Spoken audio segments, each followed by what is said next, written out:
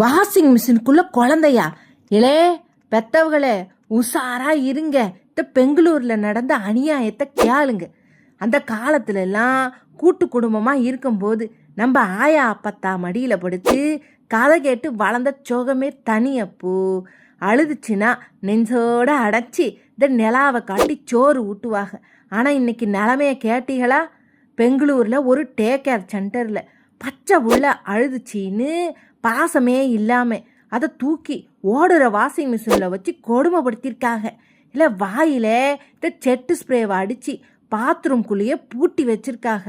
பெத்தவங்களே லட்சமாக சம்பாதிச்சு என்ன புண்ணியம்? 1000 தான் இருந்தாலும் இந்த ஆயா மடிக்கு ஈடாகுமா சொல்லுங்க?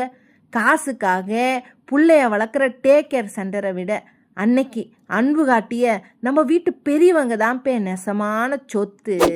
காய்ச்சி சம்பாதிக்கிற அவசரத்தில் பிள்ளைகளோட பாதுகாப்பை விட்டுறாதீங்களே பெற்றோர்களே.